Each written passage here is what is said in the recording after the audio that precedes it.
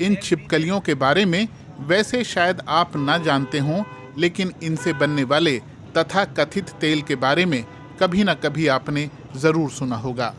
सांडे का तेल, जो सांडा नाम की इन छिपकलियों की चर्बी से बनाया जाता है।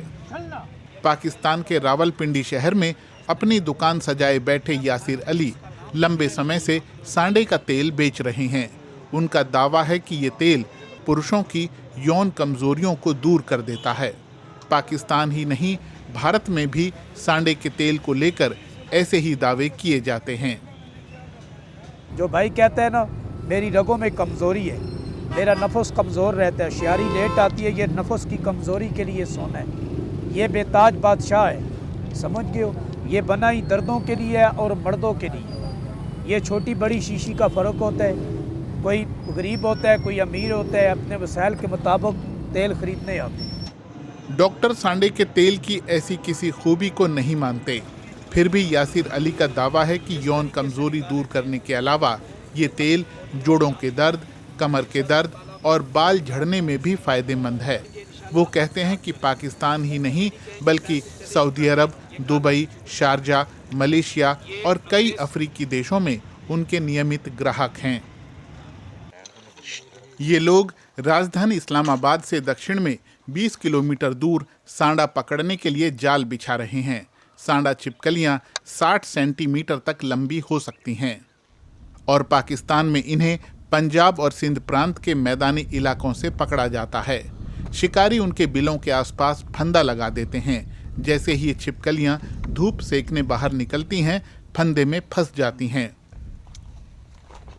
पकड़ने के बाद शिकारी इनकी रीढ़ की हड्डी को तोड़ देते हैं ताकि वो भाग ना सकें। कुछ ही घंटों में ये लोग 1 दर्जन से भी ज्यादा छिपकलियां पकड़ लेते हैं।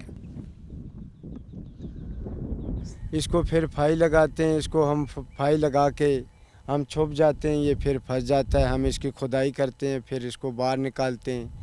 बाहर निकाल कर इसकी लग की हड्डी तोड़ देते हैं, तोड़ के हम बोरे में डाल देते हैं, फिर हम बेचते हैं जाके।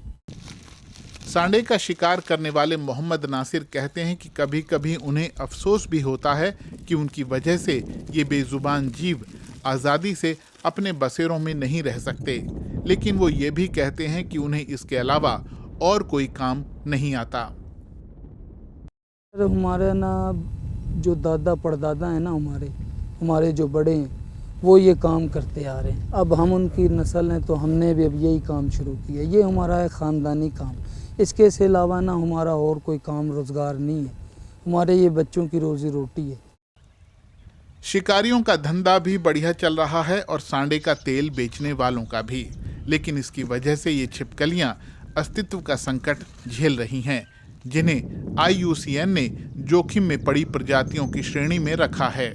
जिस हिसाब से ये पकड़े जा रहे हैं उस हिसाब से तो ये बहुत जल्द जो है ये भी एक्सटिंक्शन के करीब जो है वो चला जाएगा, क्योंकि ये इतना और इसको तो अब ऑनलाइन मैं ये पिछले दिनों देख रहा था कि जी वो हकीम साहब हैं, वो प्रमोट कर रहे होते हैं इसको, अपना वो ऑनलाइन डिफरेंट अपने वो चैनल बनाए हुए हैं कि जी ये वो सेक्सुअल के लिए जो है वो यूज़ हो रहा है। दूसरी तरफ डॉक्टर इस तेल की खूबियों को पूरी तरह खारिज करते हैं। Absolute rubbish. There's nothing, no truth to it.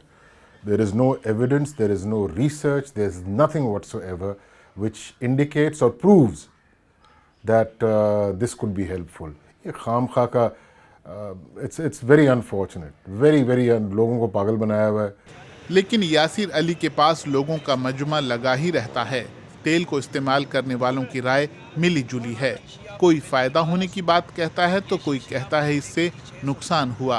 ये 10 दिन बाद इस्तेमाल करते हैं, 10 दिन हो जाए, 15 दिन हो जाए, 20 दिन हो जाए, इस्तेमाल करना पड़ता है। कारण रगा शगा कमज़ोर होती है, जस हो जाती है। सही सख्ती इतनी पैदा कर देगा जिस तरह हक होता है बंदे का। कोई जल्दी बीमारी नहीं, हालांकि सही काम करता है। ये 2 बंदे हमारे उस पर उनको नुकसान हुआ जब ये उन्होंने लगाया, बगैर पूछे मेरे, बगैर उसके ले आए, उनको दद्दर हो गया जगह जगह पे और सारी एड़ियाँ फट गई उनकी पाँव की।